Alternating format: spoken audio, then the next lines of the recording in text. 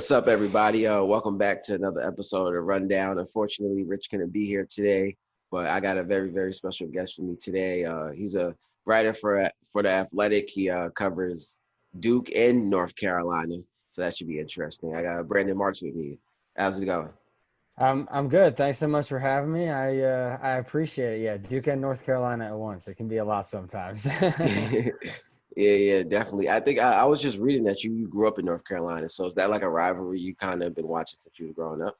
Yeah, so I was born out of state, but I moved here when I was like probably 6 or 7 or so. And when I did, immediately you sort of have to like pick a side. You got to either be Carolina or Duke, or some people NC State as well. And I bounced around the triangle and different places you live, you sort of see all three. But yeah, it's very much like a war. You have to pick an allegiance early on, and you got to stick with it. If you cross paths, you're gonna get got. So. Yeah, did you have a favorite one growing up, or did you kind of stay in the middle? Yeah, I really didn't have a huge one. I was more of like a pro sports guy, so I didn't really, get as into it. But when I was probably when I first got here, I liked the color best just of UNC. Like I like the baby blue. I Yeah. still, objectively like the baby blue.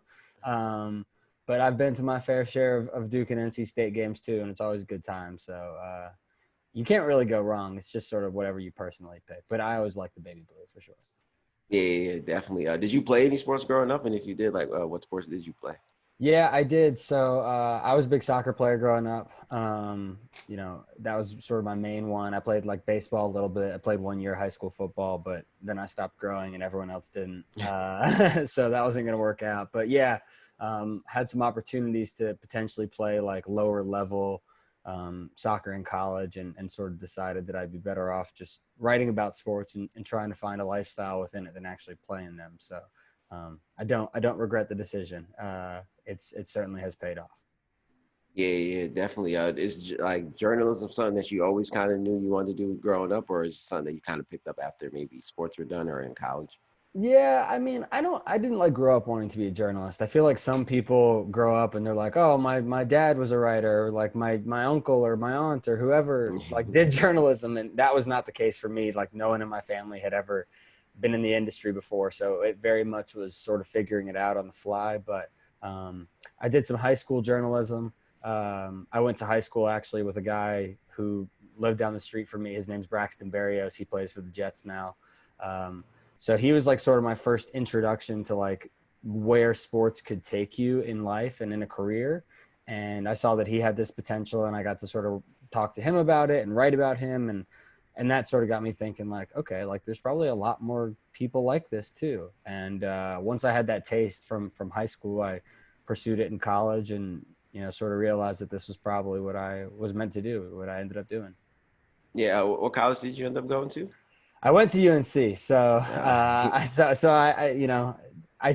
covering Duke sometimes, people will get into mentions and be like, how can you have a Carolina guy covering Duke? But I think one of the things you learn pretty early on as a sports reporter, sports writer, is you can't like have favorites, you can't have sides. Like for me, I always root for the best story. That's what I was taught. So if Carolina and Duke are playing and it's coming down to the wire and UNC's got a chance to win, I want them to win because a buzzer beater will be a great story. But if it's the opposite situation and Duke has a shot, I want them to make it so I get the good story. So you lose your fandom real quick. yeah, definitely. This is a question I like to ask people. While you were in college, like you said, you can't really be a fan, but was there like a favorite team that you had to cover? Like maybe like they had the best storyline, maybe like an underdog story or something like that?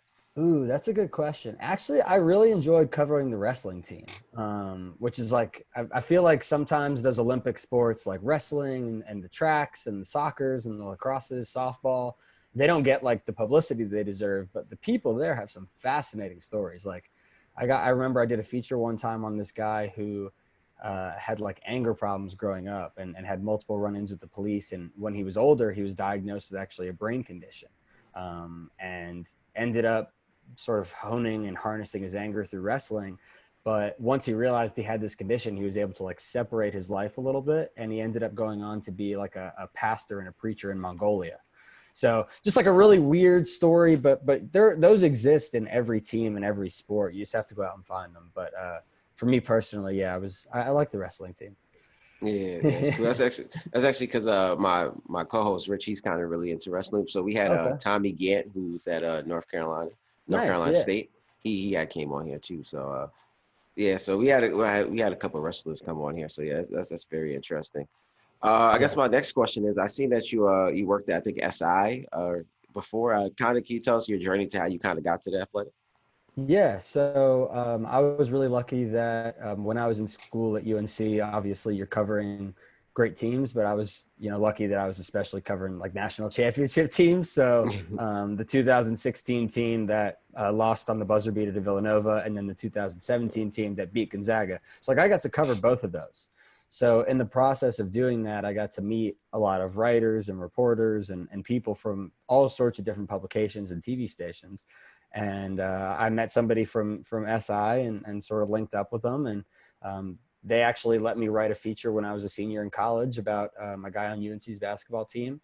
And, from there, I was able to sort of turn into an internship and a job, which is awesome. SI is terrific. Like the things that you learn there, the network there is incredible. Like the network is it's sort of like what we have at the Athletic now, where you have so many people who are so ingrained in their sports and people just trust them. Like, if you wanted someone at the time, if you wanted someone to write a really good feature about any given sport, that person was probably coming from SI. So like being able to share the room with those guys, hear how they approach stories and how they approached interviews, like that was awesome. And then I had the opportunity to come back home and be a little bit closer to my family. My mom lives in Raleigh still. And so I got a job to come and sort of cover all sports for the Charlotte Observer, which is like 2 hours away, and cover, the Panthers, cover the Hornets, cover NASCAR, cover colleges, cover high schools, everything. And that was awesome because no 2 days were the same. Like, there'd be weeks where Monday I went to a Panthers practice. Monday night I went to a Hornets game. Tuesday I went to a NASCAR shop. Wednesday I went to a high school basketball game. Like it was always coming and going. And I think when you do that, it really like teaches you how to get to the fundamentals of journalism. Like what matters, like what is a good story? What is not a good story? Like, how do I ask the questions that are going to get the information out of this person that I want? Like those were all things that I really got to test out at different sports and different levels. And that was really valuable. And then, yeah, lucky enough that as of November, I was able to link up with the Athletic. And obviously now I live much closer to my mom in Raleigh, but covering Duke and UNC, I think I got the best job in the world. So I wouldn't trade it with anybody. It's an absolute dream. And I have the freedom to do other things here too. So it's been a really cool, lucky journey. And as much about who I knew and when I knew them as about anything that I was doing. That's why, networking and meeting people is so important. Yeah, definitely. I guess another question I have for you is what's you kind of touched on it a little bit already, but what's been kind of the biggest difference from, I guess, all three of your jobs? I know SI and Athletic are maybe kind of the same because it's like long feature stories. So from going from your other job to back to the Athletic, kind of just like being in the news, like you said, you're doing a lot of different things, but now you're going to back to writing features, like long feature stories and things like that. So kind of what's been the difference there?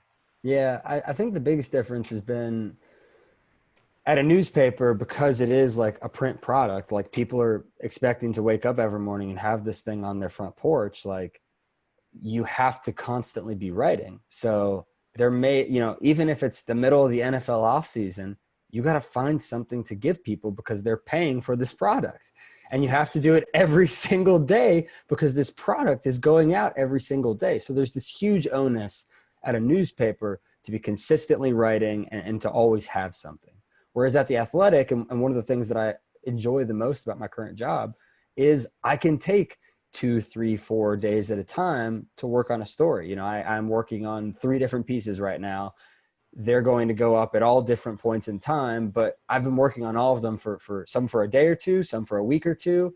And they're all going to, come together at different times, but I don't feel any pressure to get them out immediately. I have the time to really work through the sources and figure out what makes the most sense for how I want to tell this story.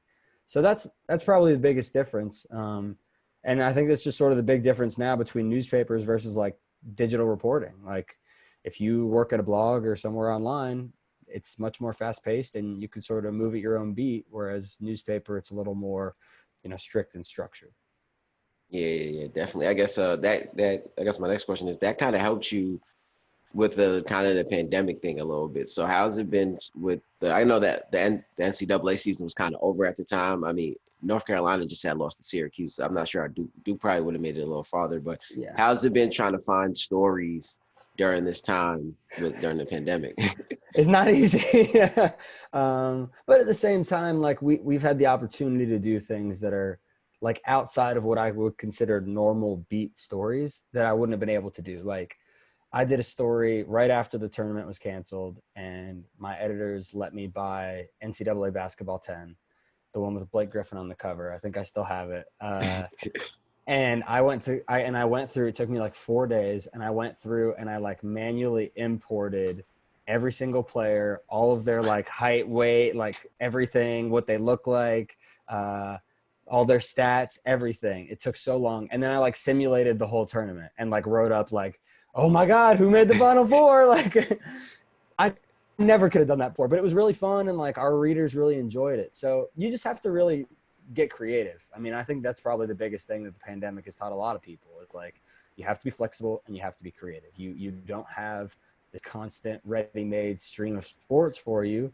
So to occupy yourself, you got to find other stuff outside. So, you know, obviously sports are starting to come back now. So it's getting a little bit more back in the regular swing of things, but certainly, yeah, for a little bit of time there, we had to make some stretches and some leaps, but that's okay. But that's okay because it pushes you, and you end up getting good stories, anyways. Yeah, definitely. Like you said, you cover both Duke and North Carolina. Kind of how does your schedule go with that? Like if they both have a game on the same day, kind of how does all that work out for you? Yeah, it's sort of on a game by game, week by week basis. So like, you know, there was a weekend last year where UNC was playing Florida State at Florida State, and Duke was playing at Syracuse in Syracuse. So we know we're going to be going on the road to one of the two, but where do we go? So I said to my editor, like, obviously Florida State is, you know, the better away team. Like Syracuse probably isn't going to make the tournament. We should go to Florida State.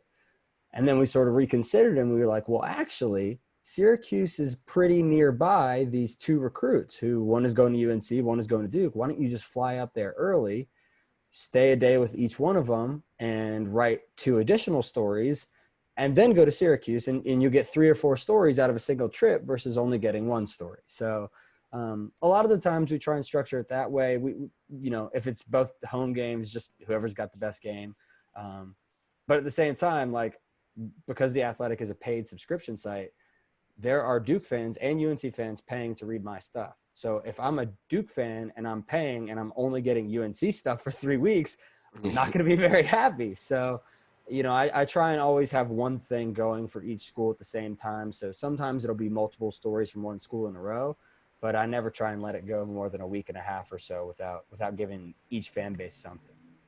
Yeah, definitely. Well, let's kind of get into the season. I know North Carolina kind of had like a disappointing season this year. Cole Anthony was hurt for most of the year, so kind of just what did you see from them, and kind of what do you think you'll see from them going forward? Like, well, I guess what do you think was the reason for them having a bad year this year? Was it just Cole Anthony's injury, or was there a little more? Yeah, I mean, obviously that's a huge part of it, right? Like Cole Anthony was the best guy on that team. He's clearly the most talented, and he might not be a top 3, top 5 pick like people think he is. Like he's not quite that good. But obviously he on that team was the guy who had the most upside, and he was the guy who, as I think a lot of fans saw in the first game, he scored like 30, 35 points. But really two things sort of doomed them last year, and it was injuries to not just him, but injuries to the whole team. I mean, I think he played maybe 6 or 8 games with like their core group of players. So there was never any lineup consistency. Guys were all over the place. People were in and out. You know, they lost guys for the whole season. Like, you know, Anthony Harris was lost for the whole year too. He's probably going to be a starter this year. So that's one thing. And then the other thing is they had no shooters. I mean, they honestly, there were some games where they'd have been better off, like, you know, throwing an assistant coach in the game, because nobody on that team was shooting even a respectable number outside of 1 or 2 guys. So when Cole Anthony was healthy, he could drive into the paint, but then if he kicked it, nobody was going out for the kick because they never thought the guy was going to make the shot. So there was no spacing, there was no shooting, and the offense sort of fell apart. And because the offense fell apart, the whole thing fell apart. But They should be much better this year. They brought in a lot of new guys, 6 new freshmen, get some guys back from injury. So I'm much more optimistic about their chances for this season for sure. Yeah, definitely. I kind of want to stick with Cole Anthony here. I actually read your story the other day about where he might go in the draft. I was talking about it, I guess, a couple of weeks ago on the podcast that I think the Knicks would kind of be a good spot for him, just for him being from New York and kind of the storyline there. But how high do you think he can go? And do you think some teams would maybe look at his injuries and kind of just how the team didn't have no shooters and maybe he'll end up maybe a little higher?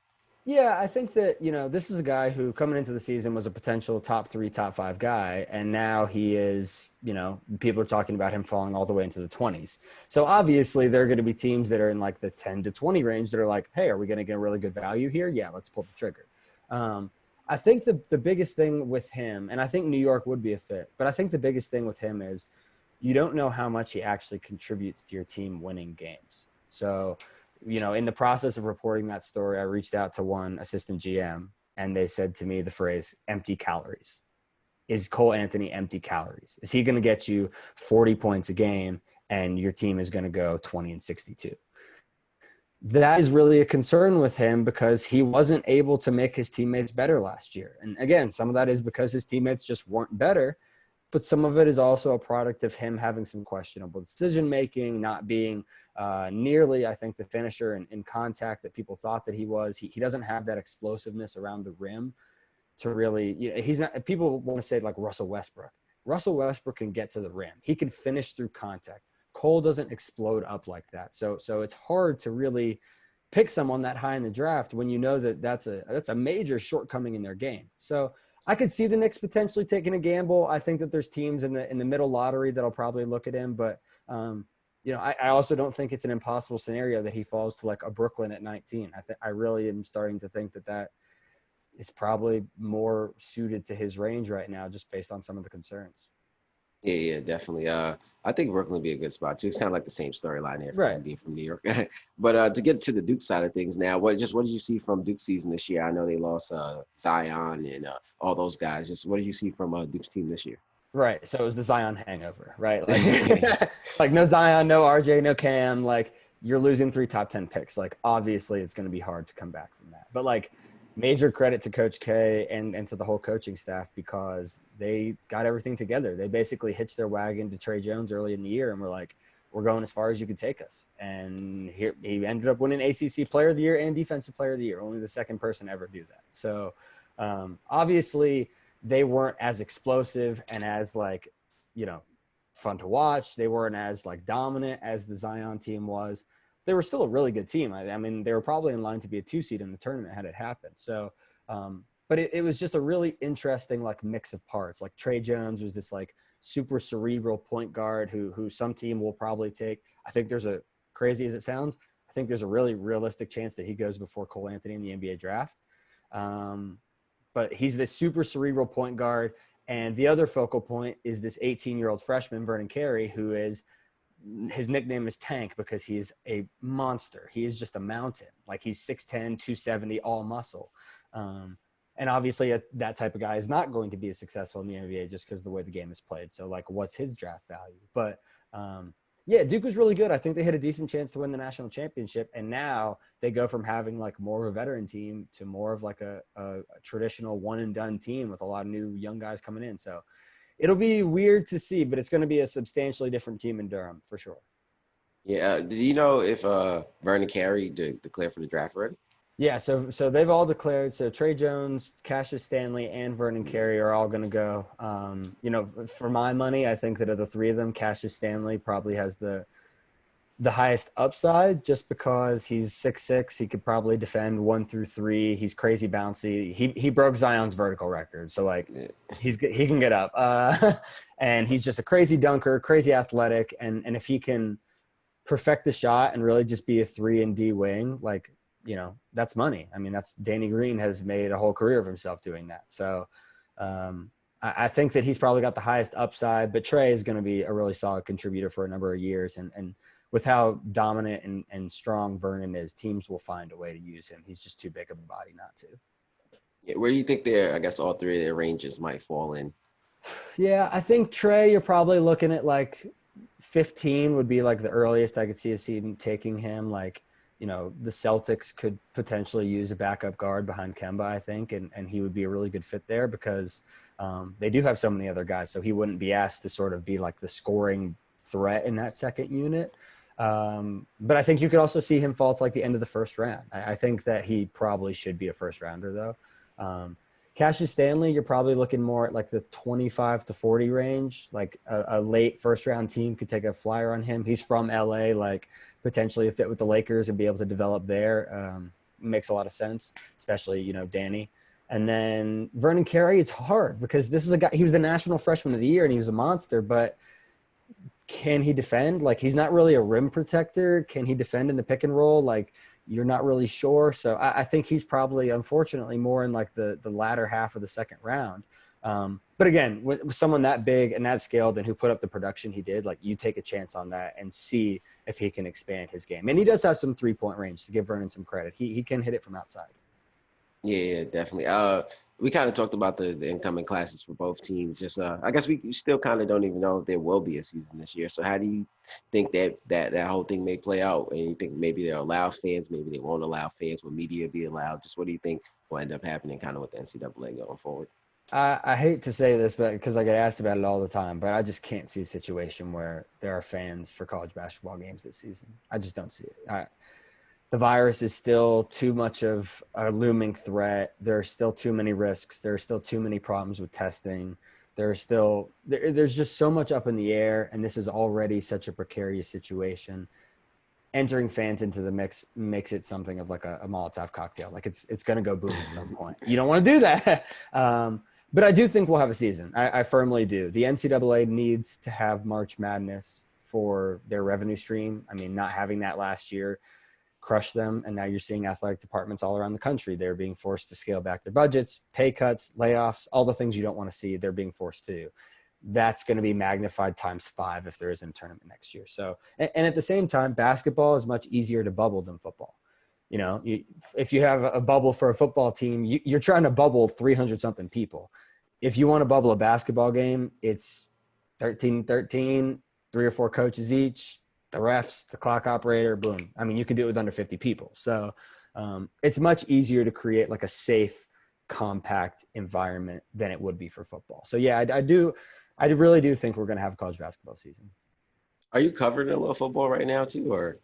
A little bit, yeah. UNC football is hot right now. UNC football, everyone wants to talk about Sam Howell and Chaz Surratt, and obviously Mac Brown brings a lot of hype with him too. So yeah, it'll be interesting. UNC's first game is slated for next Saturday, so against Syracuse. So it'll be interesting to see what that looks like. They will have media there, but they haven't actually told us what the full protocol and process and who will be there. So I'm hoping to. I haven't covered anything live since March. So, but yeah, I'm trying to do a little bit of football at least until basketball season starts. Is North Carolina allowing fans? I know here down in Miami they're allowing fans, but it's only like 13,000. So is North Carolina doing it? No. They've said no. They've said no fans through September. So maybe after that. But like, I know Clemson, which is nearby, another ACC school, they are. But also UNC is one of the schools that had to send all the kids home because they've had 16 clusters of COVID already. So not ideal. Yeah, well, I guess let's get into a little football, I guess. What do you expect from the ACC this year? I know a lot of people think Miami can have a good year this year. Clemson's always been dominant for the last couple of years. So just what do you, I guess, expect to see out of ACC, and maybe which 2 teams would be in the ACC championship? Yeah, to me, it's like sort of a 5-team race. Like, Clemson, like you mentioned, is always going to be there. And Clemson's going to be great again this year. So I would be shocked if Clemson wasn't one of the 2 teams. But then for the other spot, I do think that it's sort of up in the air. Obviously, Notre Dame is being being counted as part of the ACC this year. They got a good team. They got a really good defense. I think they got a great shot. Veteran quarterback Ian Book. I think there's a decent chance they make a run. I think North Carolina has a shot. Sam Howell's like a sneaky dark horse, Heisman candidate. And they're bringing back 2,000-yard receivers, 1,000-yard back. Like, all their skill position guys are back. So, and they've got multiple draft picks on defense. So I think they have a shot. Louisville, I think, is really sneaky. Great offense. Their skill position as well are stacked. And Scott Satterfield is a really, really low key, like, good coach. And I don't think a lot of people give him the credit for that. And then Miami. I mean, what can De'Aaron King do? I mean, that's sort of it, right? I mean, all of these teams are talking about the quarterbacks, and especially in a year where the offseason has been condensed, you didn't have as much time to get to know your teammates, you didn't have as much time to get to know the playbook. Is he fully up to speed with everything for week one? And if he is, terrific. And I think that he also probably is a sleeper Heisman candidate. If not, then I see Miami struggling a little bit more. And obviously they've sort of been hit by some notable opt-outs as well. So that complicates things, I think, for the Hurricanes a little bit. Yeah. To get back to basketball a little bit, who's one player, I guess, on each team, and maybe even one football player on North Carolina? What's one player on each team that maybe people that they're not getting the attention right now, but someone that can maybe have a breakout year? That's a good question. I'll do basketball first. I think at Duke, a guy who a lot of people are not like fully talking about yet and don't realize how good he's going to be is Wendell Moore Jr. So he was a 5-star last year, broke his hand, missed like 5 or 6 games, played some, but only averaged, 6 and 4 and 1.5. I think he's a guy that legitimately could be a nightly double-double guy. I think he's going to be like a combo forward for Duke, one of their main leaders. He's like in that 6'6" to 6'8" range, but realistically, he's going to defend like point guards for them if he needs to. He'll also defend power forwards for them. So like he's sort of the do everything guy for them. And if he plays as well as he could play, especially if his jump shot comes around, that's probably his biggest thing he needs to work on still. First round pick. I mean, he's a versatile combo wing. The NBA wants to gobble up those guys as much as they can. They really do. At UNC, I would go with Anthony Harris. He was a guy who played 5 games last year, tore his ACL. He's now torn both ACLs, which really sucks. But athletic, explosive, awesome motor, plays great defense. He made a very small percentage. I think he only had like 7 or 10 attempts, but the guy was shooting like 42% from 3. So if he can do that at his size, with his speed, his quickness, he handles the ball pretty well. I think he's an intriguing guard, maybe not for this year, but going down the line, he's someone with some NBA potential. And then for UNC football, like people who are being slept on, like the 2 main guys are Sam Howell and Chaz Surratt, quarterback and middle linebacker. But, there's some potential at the skill positions too, like Michael Carter at running back, Daz Newsome and De'Ami Brown at receiver. I'd probably go with one of those skill position guys who has a chance to have. I especially think one of the receivers, if they have the numbers and the production where UNC is winning games and they are up there in the rankings, I don't think it's inconceivable that one of those guys could be a Biletnikoff sort of dude and potentially even a high round draft pick. Yeah, definitely. To get back to journalism a little bit, I know. Do you have any advice for maybe the young journalists kind of trying to break into the field and things like that? Yeah. So the best advice that I got when I was starting out was never say no. If an editor asks you to cover the story, if there's an assignment up for grabs, if there is anything that you have any interest in, never say no. Take the story, take the assignment, make the phone call, because not only are you going to get a clip out of it, but you're making yourself better. Like, I'm someone who prescribes to that rule of like, you need to do something for 10,000 hours to be an expert. That in journalism means to me 10,000 hours of interviewing, 10,000 hours of writing, 10,000 hours of reporting. Like, you can never have enough practice doing those things. And if you never say no, you will get those experiences. And people will also come to know and respect that hustle. Like, they'll see, okay, this guy is at every single game. This guy is doing every single assignment. And they come to respect that. And because of that, they'll give you better opportunities down the line. So, people talk about who they know, how they got lucky breaks, stories they ended up covering, and all that's true. Sometimes you just get lucky. But at the same time, make that investment in yourself to make yourself better, and the world will have to take notice of what you're doing. If you are producing good work, it's not going to be held quiet for a long time. People are going to give you attention, and they're going to give you more opportunities. That's the best advice I ever received, and it's a big part of where I am today. Yeah, definitely. I guess the last question I kind of got for you is what you're at the Athletic now. What, I guess, do you have any future plans, or maybe I guess maybe a dream job? You're kind of still home, so I don't know if you want to. I will usually ask people like, do you want to plan on going back home or something like that? Do you want to get on TV maybe? Do you want to maybe branch off to do some other things? So do you have any, I guess, future goals or plans? Yeah, so now that I've covered a bunch of different sports leagues, college basketball, college football, NBA, NCAA or NFL, excuse me. I definitely have learned that like basketball is what I want to do. Like basketball is my passion. It's where I feel the most comfortable. It's where I like understand the best. So I'd love to one day like either be a national college writer, a national NBA writer. Even being an NBA beat reporter would be a lot of fun. Like being able to like learn the ins and outs of every bit of the team. Like I've been able to sort of moonlight on the side, but I've never done it like just as that one thing. And I think that could be a lot of fun, could be really interesting. So, but definitely, TV doesn't sound bad. I am always told that I have a face for radio though, so I don't know if that's going to work out. Look at these things. Look at these hovels. Yeah, well, I want to thank you for coming on. It was a pleasure having you. I appreciate you, man. Thanks for having me. Yeah, no problem. Well, it's Kayson, it's Brandon. Thank you guys for another episode of the Rundown.